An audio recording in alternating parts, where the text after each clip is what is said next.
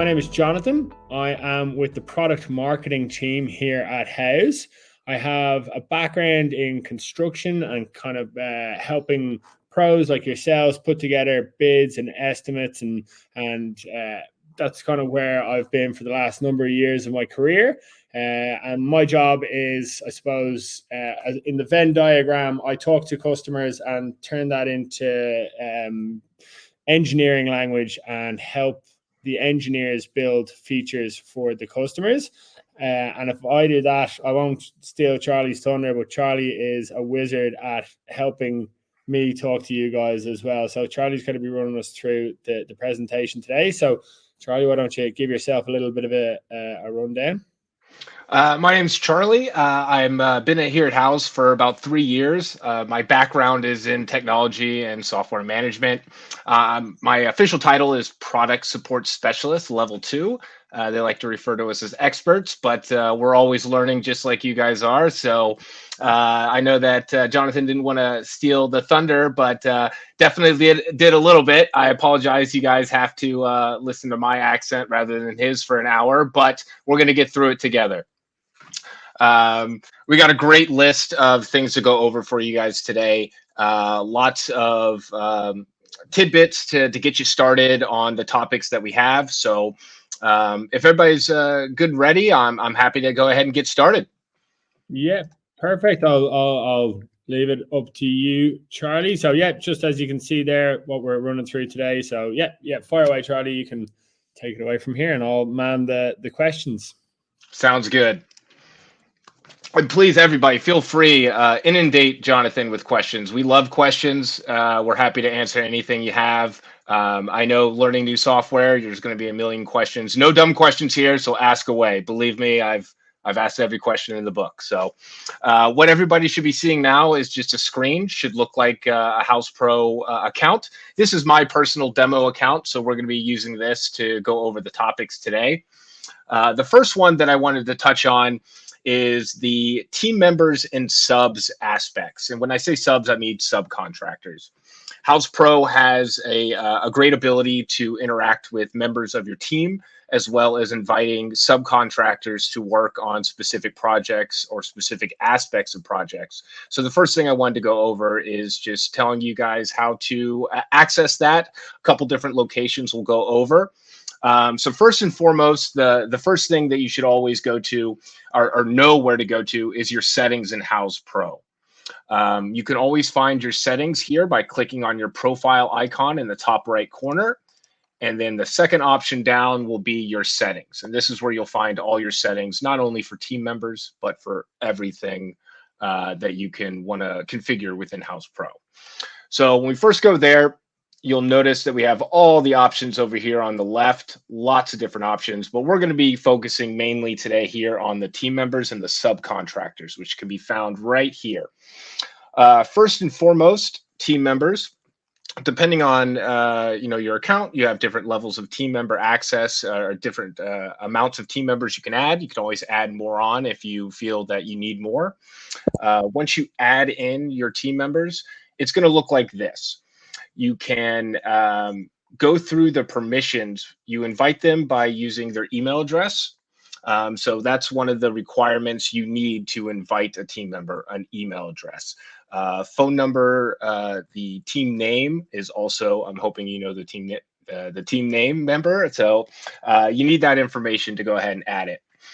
Once you add them in, you have the ability as the owner of the account to change their permissions, what they have access to, what they don't have access to, what you will allow them to do this. So you can go ahead and edit those permissions on any team member. You'll always see this edit sign over on the right-hand side. So I just invited myself as a team member here. And this is what you'll see when you go to edit a team member permissions. It can be a little bit much at first. There's a lot of options to check, but they're all pretty self-explanatory. You can have, it's grouped into different sections here. You have administrative privileges. Say you have a team member that you want to put some administrative tasks on, like managing other team members or managing some of the integrations that we have. All of this can be done directly here. So if you have a partner that, because the account's only allowed to have one account owner, but if you have a partner that you want to give full access to, we have the ability to do that. So they'll be able to interact with the program just like you would as the owner of the account. On the complete other side of that coin, you can limit team members. Say you have a team member that has a specialty. You only want them working on specific aspects of your Houzz Pro account. You can limit that here by unchecking something like a financial reports or time and expenses.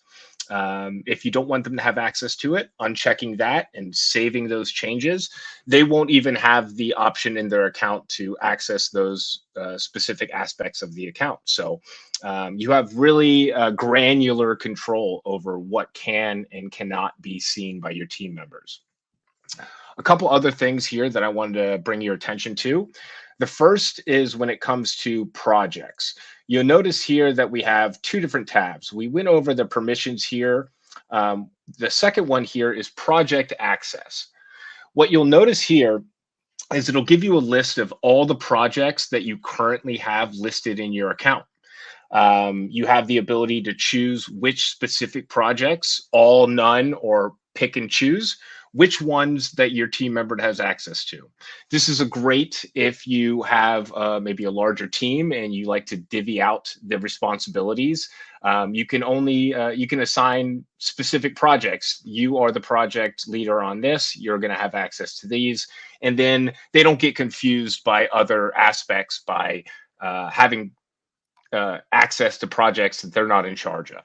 So you have, again, very granular control on what you can do here. You also have this awesome toggle here where if you want to automatically grant access to every new project you create, you can go ahead and toggle this on and off, and that will allow them to, you don't have to go in and edit their permissions. Every new project that you create, they will have access to, which is great if you have like a team member that's in charge of all projects, or say you have somebody that manages that, your other team members, and needs to have access to all the projects there. So that's great. I highly recommend going around and looking at these settings yourself. If you're anything like me, I'm a visual learner and I like to kind of play around, push the buttons, so to speak. So I highly recommend doing that, seeing how things change. One other thing. Go ahead. I was just going to say, just to jump in, this has been a really requested feature, just giving you guys full ability on who sees what. Like for the example you gave, Charlie, if you've got a business partner and they need full access, fantastic. But if you've got a new intern who's just joined the company, maybe you don't want to give them to see behind the curtains or access to financial dashboards. So it's just a really good way of segmenting the users, and the guys who have been using it have found it really useful. So it's a much requested, I suppose, upgrade, and I think it's been really well received. Just to piggyback off of what Jonathan said there, Houzz is great at taking feedback from the clients when it comes to what you guys are looking for, what will make the business run best for you. And he highlighted a great example. These project permissions weren't always as granular as they are right now. This is a direct result of feedback from the people that use our software, making it so you can have overall access to whatever you need. So that's a great point out from Jonathan. Thank you. One other thing here that I wanted to mention on the team member page, in addition to projects, and this is something that we'll go over here in a second in more detail with lead access, but you also have the ability to grant team members access to leads. Leads, just a general overview, or client communications or clients that are come in that you haven't started working with yet. Potential clients, I guess, is the best way to refer to them. So you don't have a project, you may not have any documents for them yet, but you're beginning to talk about the work that you may work together on. So say you have a team member that is in charge of leads. You have somebody on your team who's just great at talking to new people. You want them in charge of all the leads. It mimics very similar the project access and the lead access is the settings are pretty similar. Obviously, not as many checkboxes, but you still have this secondary tab here for lead access, just like we did in Project, where you can grant access to very specific leads or all leads as they come in. Again, this toggle is great to kind of set it and forget it if you have team members that you want to have access to all your leads or all your projects. A simple click of that toggle will grant them access to everything new that comes in. And not to brush over the permissions that are available now, you'll notice it's a lot shorter of a list than we have for projects. Most of the stuff that you'll have with projects is as you start working through the project, you're going to have many different features you utilize. Whereas in the lead stage, it's mainly a couple things that you'll utilize to decide whether you're going to work together or not. Client communication, obviously the main important one. We won't go into too many details, but client communication estimates and takeoffs are some of the major selling points that we offer here. You can show them what you're offering, what you're bringing to the business if you do decide to work together. And then client communication, by all means, and we'll touch on this a little bit later when we get to the lead section, but being quick on client communications and having someone in charge of that is instrumental in making sure that you land that business. Yeah, so that's everything with team members. I'm kind of looking here in the Q&A. We can go over this. We'll kind of let Jonathan decide when we start jumping in and answering questions. But if you have any questions on team members, please feel free to ask away, and we'll get to those as quickly as we can. Yeah, so we just had a question about, is the account limited to a single super admin? So I think I answered it there in the Q&A. There will be one account owner, the main account owner, but you can give equal permissions to your business partner, or you know, it is entirely up to you to set those permissions. So you can make as many super admins as you have on the team, and then limit other team members based on what it is that they want to see. Great explanation. You'll notice here at the top, when you have this team member, you get to pick their role. There's only a couple options to choose from, so it's not you know, a big choice to make. But one thing I did want to point out is if you want to make them a super admin, that's done through the permissions. You basically would just choose them as an admin role and then just select everything as the permissions. And that gives them full access to everything in the account, exactly what Jonathan was saying. So the account owner is referred to as a super admin, and then everybody else would be either admin, field crew, finance. But feel free, honestly, those roles, you can put someone as financial and then give them full access. It's up to you, however you want to run your business. Yeah. And yeah, just to reiterate for anybody who's joined late, you know, feel free to ask questions in the chat or in the Q&A, and we'll fill them as we go. Last in this little kind of two duo group that we were talking about, team members and subcontractors. What you'll notice here in the settings is right under team members, you have your subcontractor settings. So these are where you'll be able to add subcontractors. You should be able to add as many or as little as you want. There's no limit to the amount of subcontractors that you can invite to your account. Same thing with team members. You need to have an email address to invite them. You just need their name, email address, phone number. Again, I believe that's optional. So if you ever need to see what information is on that subcontractor, you have this ellipses, these triple dots here on the right where you can click, where you can either remove them if maybe you're no longer working together, or you can edit their permissions here. And you'll see this pop-up window show up. I love this pop-up window because it also gives you kind of an overview. What you'll notice right here is all the different aspects that you can grant access to for subcontractors. It's very nice that it's kind of right out in the open there, so you don't have to search, what does this mean? It's right there. So you'll notice there's 5 major categories that you can give access to. You can give access to a project, the project overview, which we'll go over here in a second. Files, which are exactly what they sound, just external files that you can upload to the account. A lot of times these are pictures of maybe work in progress or PDF files. Any sort of file that you need to attach to the project can be right there. We have a timeline feature, which is a scheduler where you can outline the dates of the project and the different phases and items that are on that project. And then the last one is daily logs, which again, very self-explanatory. It's a feature within Houzz Pro where you can make logs about your daily use.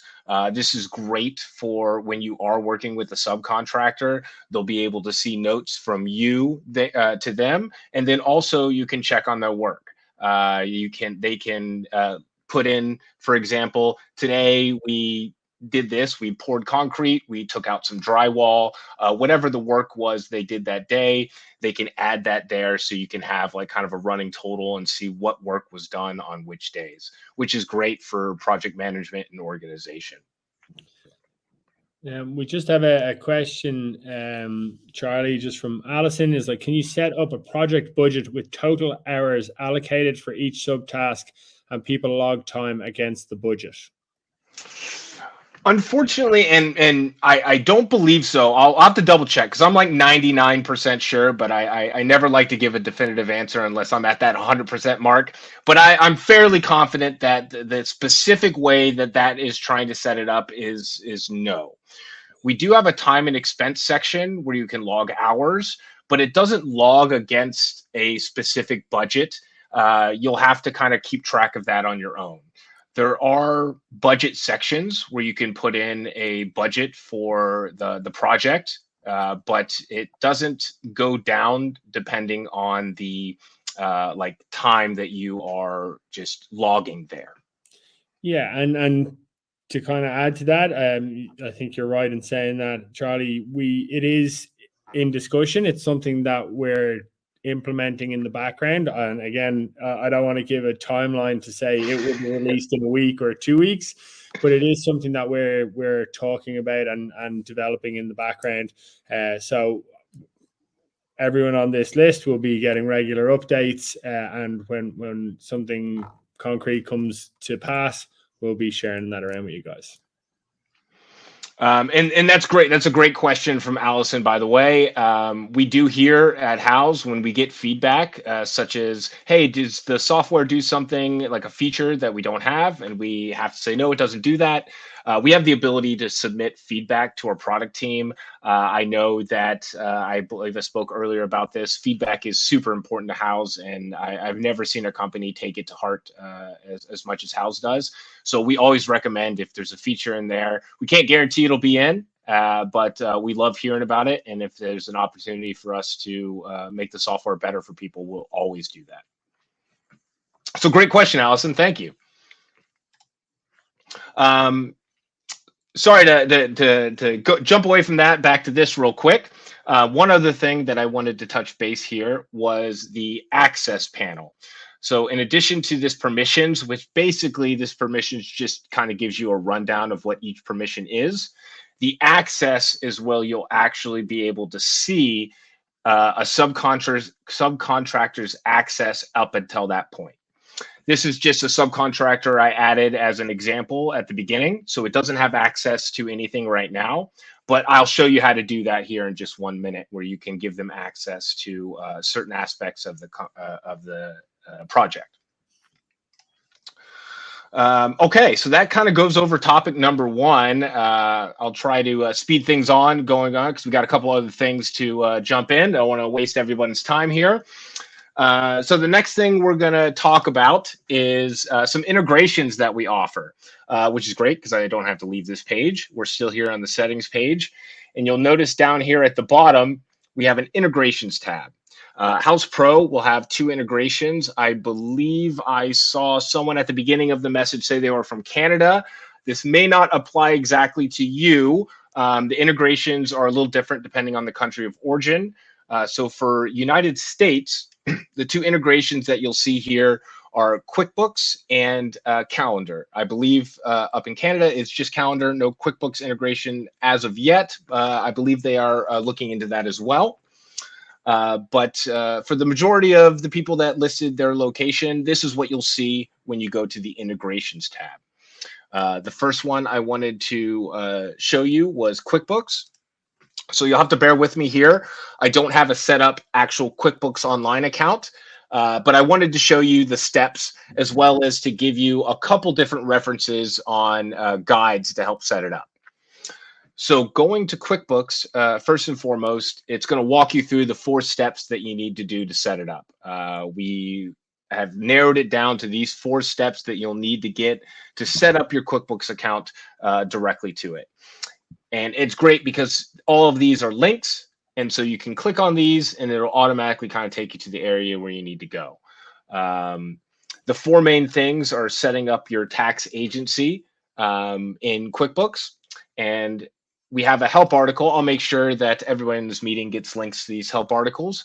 But we have a great help article that talks you through exactly what you need to do to set up your tax agency. If you ever have any questions, we're always available to help, but we always try to give you documentation to let you do it on your own if you need to.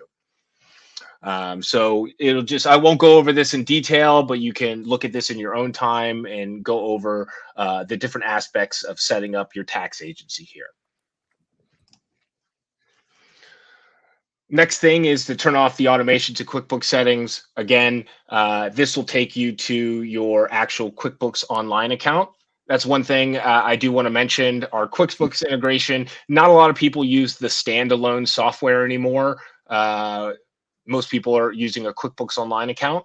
So Houzz Pro only integrates with QuickBooks Online. So you have to be using the online version to integrate. That's one thing that you should keep in mind. And again, purchase orders. One thing I will mention this because I have gotten questions about this before. There's different levels of QuickBooks Online's account. There's a standard QuickBooks Online account, and then there's an essential QuickBooks Online account. It's a different tier. The essential includes the ability to sync purchase orders. So that's one thing. If purchase orders within the system are important to you and you're planning on integrating with QuickBooks Online, I would make sure that the version of QuickBooks Online that you're signing up for has the ability to sync purchase orders. I'll double check. Again, I'm one of those 99.9% sure things, but I believe it's called Essential. That is the tier that you need to have for purchase orders. And then the last thing, once you get number 1, 2, and 3 set up, you just hit this connect thing. It'll ask you to log into your QuickBooks account and you'll be integrated. The couple things that are really top of mind that you should know, we went over just a second ago with the QuickBooks for purchase orders, making sure you have the correct tier. Another thing is it's important to know that the sync between Houzz Pro and QuickBooks is only one way, meaning when you create documents in Houzz Pro and you make changes on your documents in Houzz Pro, like an invoice or an estimate, those will sync from Houzz Pro over to QuickBooks Online. It doesn't do a reverse sync. So if you make changes directly into your QuickBooks account, that will not automatically update Houzz Pro. That will need to be done manually. But that's something just to keep in mind. It's set up that way on purpose, and it should handle all the needs that you have with the one-way sync. All right. Yeah, I think if there was a question there on what specific QuickBooks you need, but I think you answered the question there, Charlie. So yeah, it depends. Any level of QuickBooks Online will work to sync as long as the online version. The only distinguishing characteristic would be if you need purchase orders. Some people don't. Some people don't utilize the purchase orders here, and if that's applicable to you, then you don't need any higher tier version of QuickBooks Online. But if purchase orders are important to you, then that's something that you'll want to make sure of when you get your QuickBooks Online account. All right, perfect. The second thing we want to go over to integrations here is just the calendar. What this gives you the ability to do is to sync up your Houzz Pro account to an external calendar, something like Outlook or Google Calendar, iCal. Those are usually the main three that I see, but I believe there's one or two other options that it'll give you here. I'll show you here in a minute. And what this will allow you to do is to allow clients to set up meetings with you.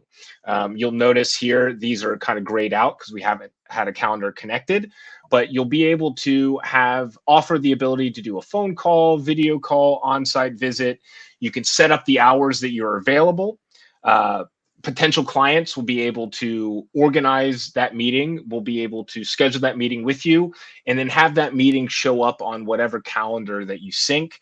I personally prefer to do this if you have a team, to create a team calendar, something that everybody on your team has access to, and to sync the calendar directly to that one. It'd be a good idea to sync it to like a standard calendar that you have for your business. That way everybody can have access to it and see exactly what's going on. I did want to go through the process of syncing the calendar. It's pretty simple, and I just wanted to show you how simple it can be when you're doing this. So only one button you can click on this page, so we're trying to make it as easy for you as possible. You just click the Connect Calendar button. You'll have this little pop-up show up. Sometimes it'll be a standalone pop-up. Sometimes it might open in a new tab. But these are the 5 options that we offer to sync to a calendar. iCloud, Google Calendar, Office 365, Exchange, and Outlook. Again, not as many people, at least in my experience, use Exchange and Office 365, but the options are available. Today, we're going to be just picking a Google Calendar. It's going to ask you to agree to terms of service. Chronify is the service that we use to link the two up. So feel free to click the terms and service and privacy policy to read through before you check anything. But I have, so I'm going to go ahead and click OK. And then I'm going to link my Google account. It's going to just ask you to sign in. Pretty simple. We'll go ahead and do that now.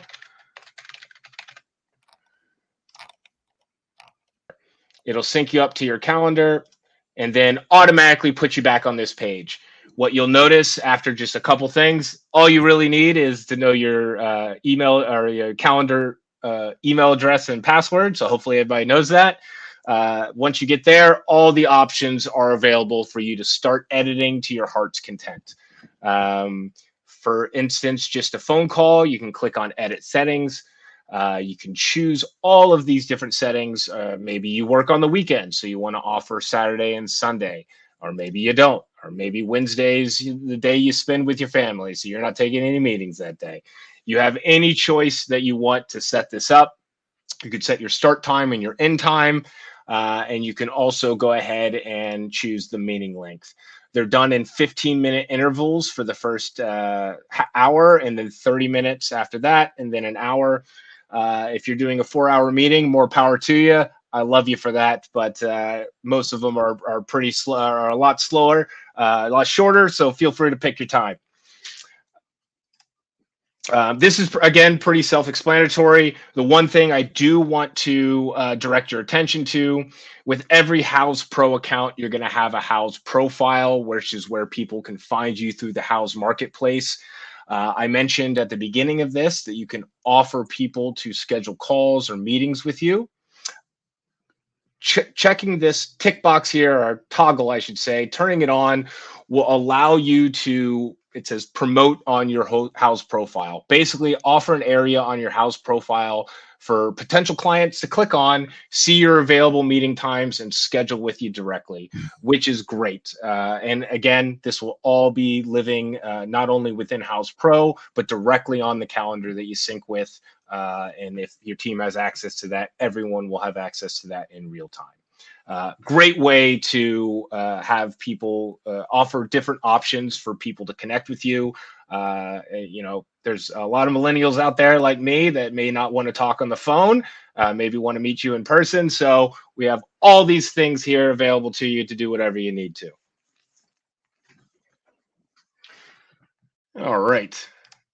I'm just going to wait for Jonathan to jump in if any questions. Otherwise, I'm just going to keep on pushing on. Keep on trucking. You're playing a blinder there. We've had a couple of questions in the Q&A, but I think I've fielded most of them. Just go ahead. Yeah. Jonathan's the hero we all need here. Thank you. All right. So we're going to the next option here, or the next topic that we're going through, which is streamlining online payments and taxes. So I will preference this to say when it comes to taxes, the taxes that you assess depending on whether you have tax exempt vendors. There's a lot of different options for you to make sure that you're assessing and paying the right amount of taxes. But we won't go over that in too much detail here because it can get pretty complicated and we're limited on time. But I will go over some of the major selling points here. I shouldn't have gone out of settings, but we're going to go right back by clicking on our profile icon here. One of the other settings here that we're going to talk about is online payments.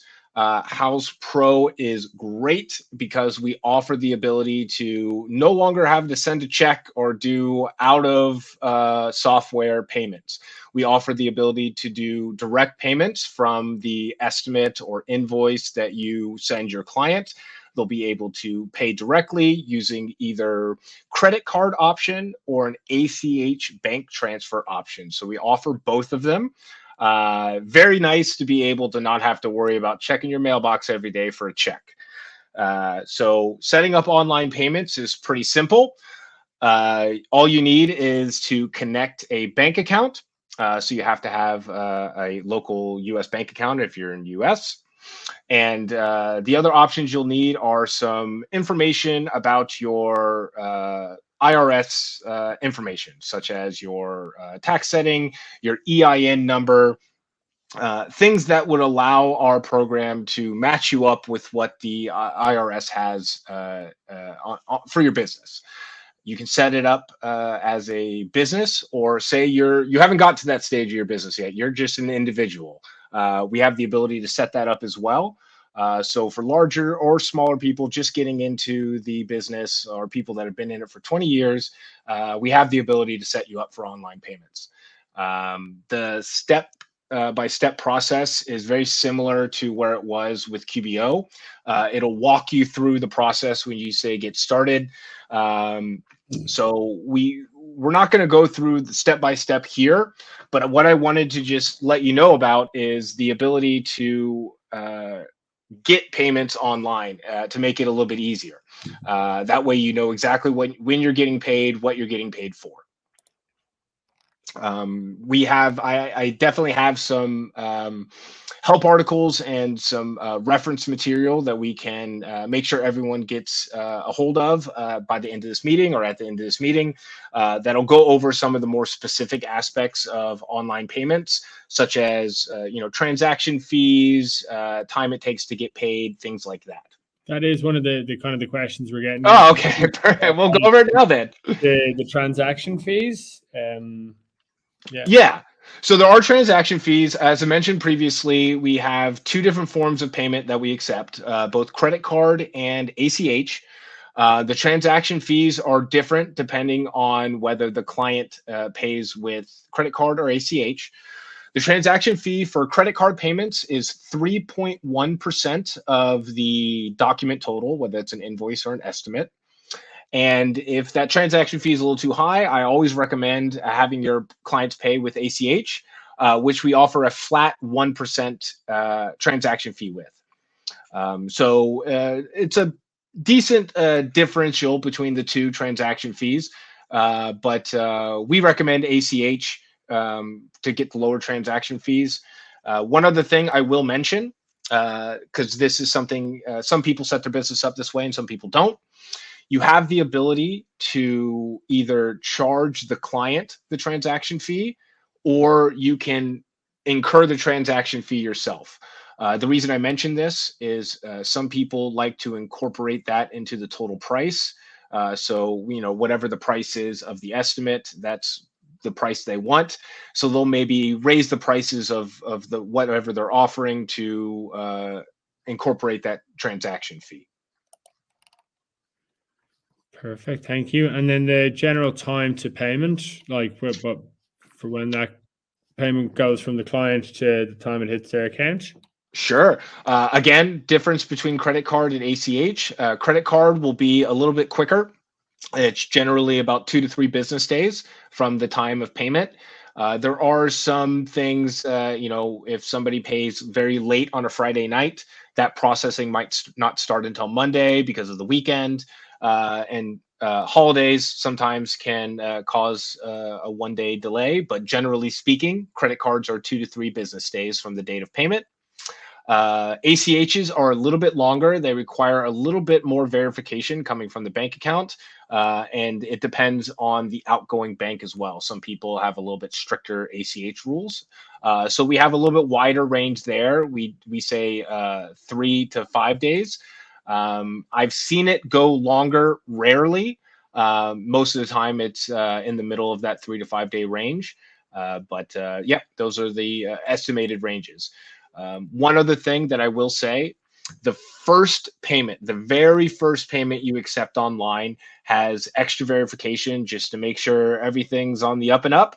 And so it will add 1 day to those timeframes that I gave you, but that is only for your first payment. After that, the timeframes that I gave previously will come into effect. Perfect. Thanks, Charlie. Cool. Yeah, you're very welcome. Great questions, by the way. I didn't mention them, but I'm glad somebody asked those questions because those are important.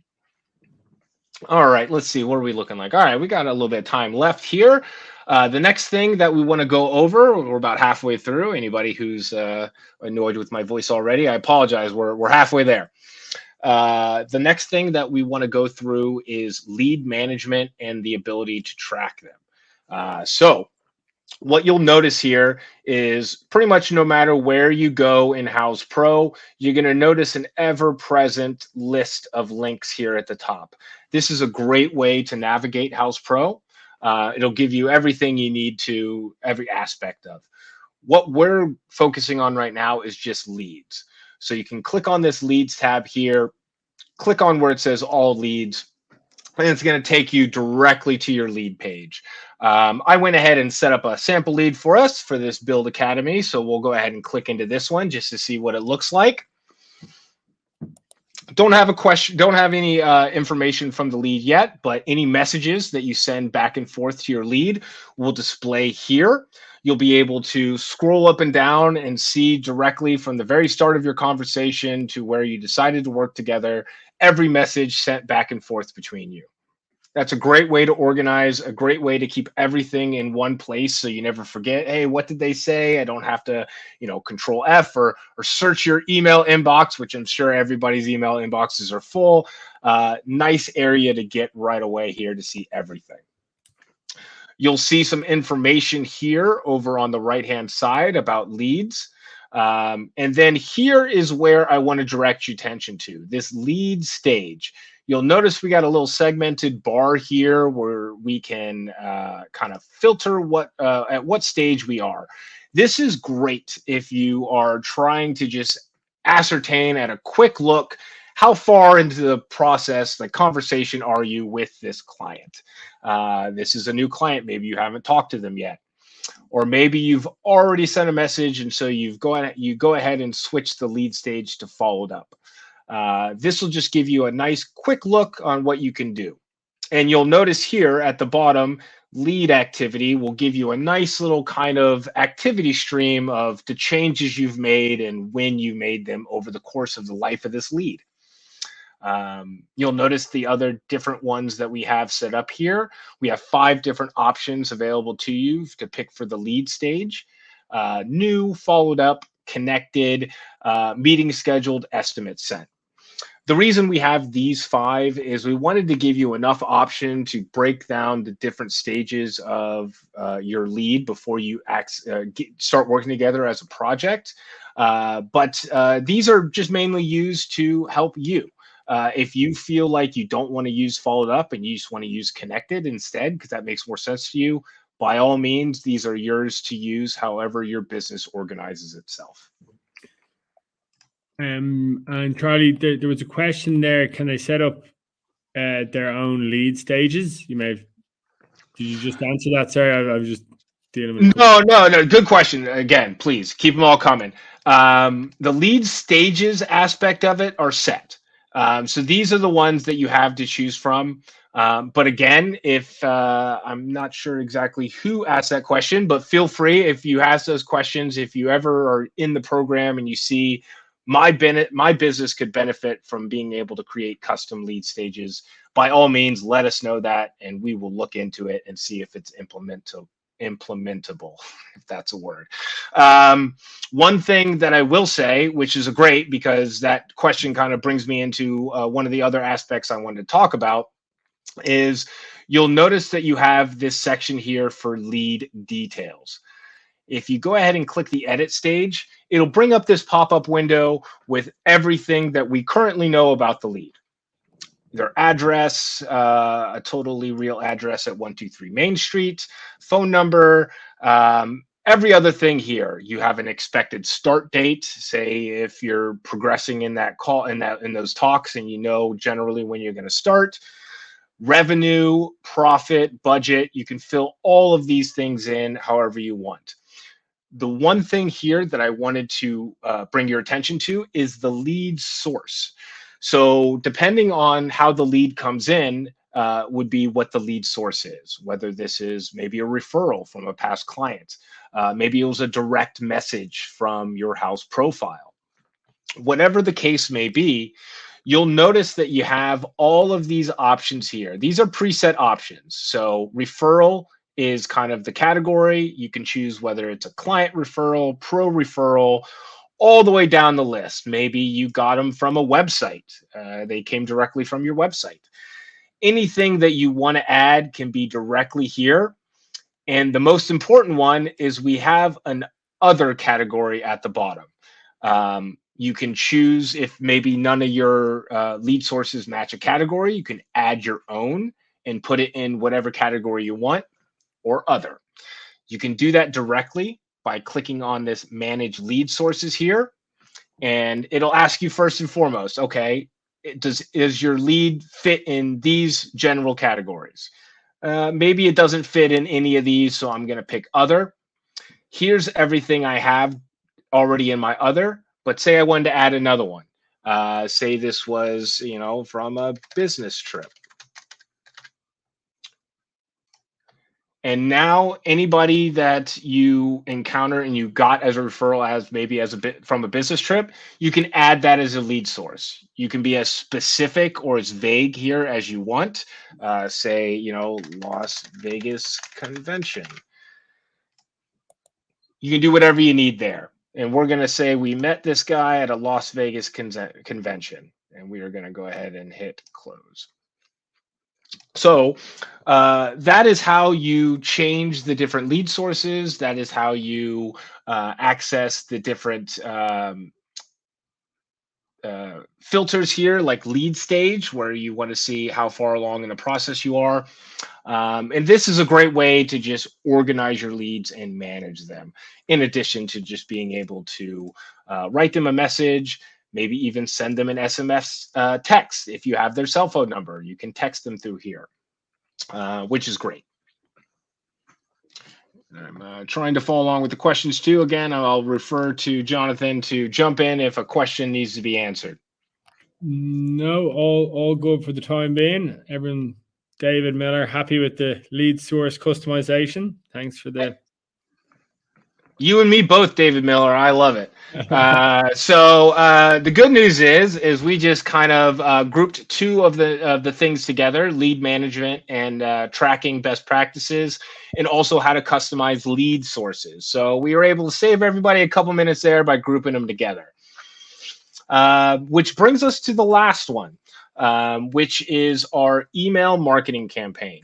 I always let people know when we have new features. I still consider email marketing a new feature because it's something that we've implemented somewhat recently within the last year. I don't know the exact date, but it's constantly getting updated. We've recently added a questionnaire here for leads, which is another aspect. Again, something that was feedback from people that use our software, and we implemented that into the leads. So The last thing I wanted to talk about is the email marketing. Like I was saying before, you can always find the different sections you're trying to go to when you are on any page of Houzz Pro by clicking on these links. But if you're ever lost and you want to get back to your homepage, nice little simple pro tip here. Click the Houzz Pro logo in the top left corner. It will always take you back to your homepage, which is great if you're first learning new software. I know that anytime I learn new software, sometimes I say, all right, let me start again, make sure I got it. So that's a good place to go here. And for email marketing, we're going to click on the marketing link on the top. You'll notice there's a couple options here. You'll have a direct link to your Houzz profile, which is great if you need to go there. We have custom websites that can be built. We have templates that can be used for custom websites. You can find that here. But we're going to be focusing on email marketing. And again, I made a marketing campaign here just as a sample template, just so you can see what it will look like. This is a marketing campaign I made earlier today, just based off one of the numerous templates that we have in Houzz Pro to allow you, so you don't have to start from scratch. So clicking into this, first thing you'll see is what it's going to look like. So I'm hoping the pictures I chose are free use, because I did add some pictures here for teams. But you'll have different aspects here that you can do. This template that I choose is basically just a marketing newsletter. What you'll also have access to is different templates that you might use throughout the year. There's a holiday template, say you want to send a New Year's or maybe a fall type template to let people know about your what's going on with your business. We have templates available for everything that you could imagine. And then if you're feeling crazy here and you're great at this, you can create your own custom templates. So feel free to use this however you feel comfortable. I prefer the templates. Houzz Pro has some great ones, so they're a great place to start. What this is basically used for is to keep the clients that you have up to date on what's going on with your business. This is great if you have clients that you've maybe done work with in the past, but you want to, give them a reminder that you're still there and you're hard at work. And if they need any more work done, you are the guy or the girl to ask to do it. So these are something you can choose the frequency in which you send them out. Again, personal preference. Some people like to have lots and lots of emails. Some people have the less is more attitude, where maybe you send it every couple months. However you decide you want to send these, feel free to do that. And you can edit these however your heart's content. Whatever you want to highlight about your business, you can. Maybe you've moved locations and you want everybody to know that you're no longer doing business in South Florida. Now you are in New Jersey. Perhaps you just want to let everybody know that you want to highlight a project that you've done. You're really proud of a previous project you've done. You want to show everybody, hey, look at the great work we can do for you. Any information you want to give to clients that are in your system to help drum up business, or just to inform them that you're there for them if they need you. That's what email marketing is there for. Just to kind of touch on a little bit of what it can do. You'll notice here, sorry, went back too far. Once you send this, so this is in draft mode. I haven't sent it to anybody yet. But what you'll notice is you have some topics here at the top, which is a great way for you to get an idea of how your email marketing is playing. Say you sent these to 100 people. You would have 100 sent here. Maybe you only have 3 that are opened. Okay, what about my tagline, my title to this email? Maybe something's in there that's not getting people's attention. You can see how many people clicked on it. And then also how many people unsubscribed, which is great, because the last thing I'm sure everybody knows, once you unsubscribe to something, you don't want to keep on getting them. It's just not going to be good. So you can see who to remove from your list, who removed themselves from your list, so you can kind of proceed accordingly there. All right, so I think this will be a good time for questions. I see Jonathan hard at work typing away. So anything I can help answer questions for, I think this is a good time for it. Yeah, perfect. Thanks for jumping in. One question we have here from Edna is when they are trying to use living room photos when creating a 3D board, so a mood board, why is the category empty on some and not others? So maybe we're going a little bit off topic here, but the category for mood boards. Let's see. So what? Right off the top of my head, I'm not quite sure what you mean by category. Maybe this is a good question to maybe go into with a little bit more detail. If Jonathan, if you don't mind, if you could collect the contact, contact information, we can follow up with that one. Yeah, absolutely. Thanks. And customized leads, all good, all good. How do you see who has opted out from the email marketing?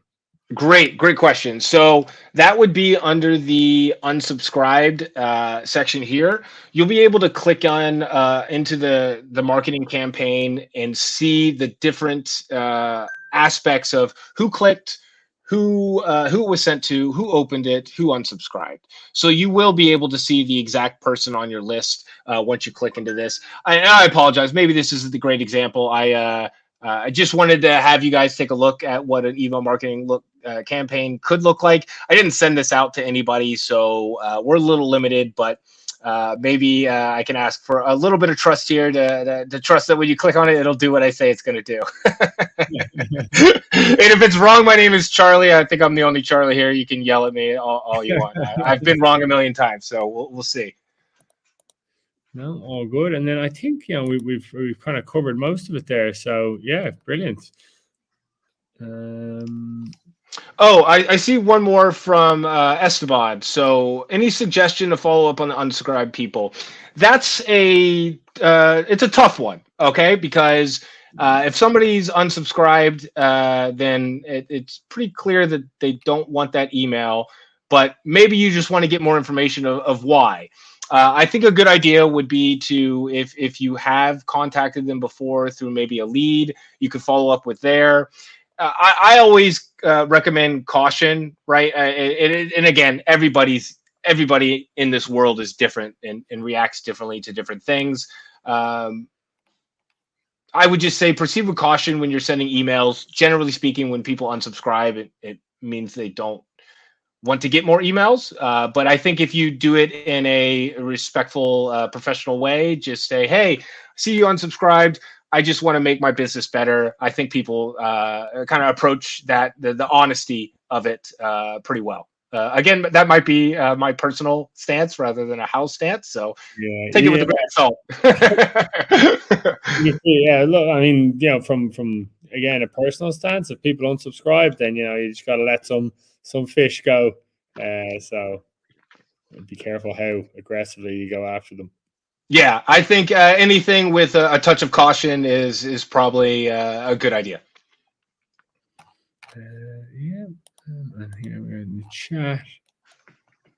Off topic, any plans to be able to take off some 3D scans? Yeah, I can answer that, David. It's definitely so. The question from David is there any plans to have takeoffs and 3D scans implemented or kind of cross-wired a little bit more? So we're working on it. We should be able to get some of the basic measurements into the takeoffs, but again, it is a work in progress, and it's being discussed. So there's no hard date for it as of yet, but the more we hear about it from guys like yourself, the more that gets bumped up the priority list. So it's definitely it's been discussed. Great answer. Nothing. I expect nothing less. There you go. Check the Q&A. Yeah, any more questions from the group?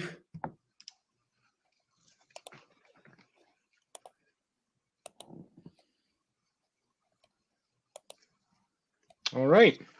Uh, Well, that's good. I mean, I'll take it. I'll take it as a personal win that we didn't get a million questions. This means somewhat I explained it clearly. But like I said here, I'm a product support specialist. Anybody that uses Houzz, I always let know about a chat program. What you'll notice, and I think I'm still sharing my screen, you'll notice this little icon here at the bottom corner. If you're ever in Houzz, this will get you directly to chat. Everyone that is manning chat is a level 2 support specialist like me. I would love to tell you that I'm the absolute best, but my team members are amazing and they surprise me and blow me out of the water every day. So this is a great. I highly recommend utilizing that. Quick, effective, and the answers you get there will be accurate. He is definitely the best of a stellar. Everyone has been lucky today to have gotten Charlie on the call. So thank you very much, Charlie, for all of your insights there. Oh, it's been my pleasure. Everyone, we're excited that you're excited about Houzz. Like I said, I've been here for 3 years. I've been in the tech industry for a while. I love Houzz, and I hope you guys feel the same after using it.